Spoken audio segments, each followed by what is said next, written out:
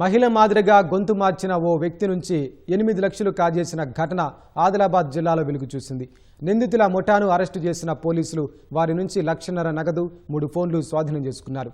బంగారు నగల దుకాణంలో పనిచేసే ఓ వ్యక్తి ఫిబ్రవరిలో ఫోన్లో మ్యాట్రిమోనీ చూస్తుండగా కృష్ణవేణి పేరుతో మహిళ ఫోటో కనిపించింది. అక్కడున్న నెంబర్కు ఫోన్ చేయగా గణేష్ మాట్లాడి కృష్ణవేణి వివాహం చేసుకోవడానికి సిద్ధంగా ఉందని ఆమె నంబర్ ఇచ్చాడు. బాధితుడు ఆ నెంబర్కు ఫోన్ చేయగా సూర్యాపేట జిల్లా మఠంపల్లి మండలం రామచంద్రాపురం తండాకు చెందిన మాలోత్ మంజీ అనే యువకుడు యువతిలా మాట్లాడాడు.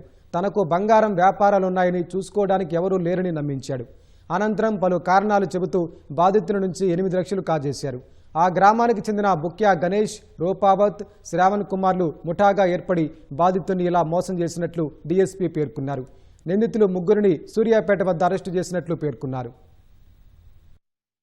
మాలోత్ మంజీ, బుక్యా గణేష్, ఇంకో ఆయన థర్డ్ రూపావత్, శ్రావణ్ కుమార్, వీరు 3 పెద్ద ఎత్తున డబ్బులు సంపాదించాలనే ఉద్దేశం కొద్దీ ఈ మాలోత్ మంజీ అనే పర్సన్ కృష్ణవేణి ఒక అమ్మాయి మాట్లాడినట్టు ఫిర్యాదుదారులతో మాట్లాడడం ప్రారంభించారు. ఈ విధంగా ఫిబ్రవరి నుంచి 23 అక్టోబర్ 2025 వరకు దాదాపు 8 లక్షల రూపాయలు వీరు ఫోన్పే ద్వారా ఫిర్యాదుదారుల నుంచి తీసుకోవడం జరిగింది.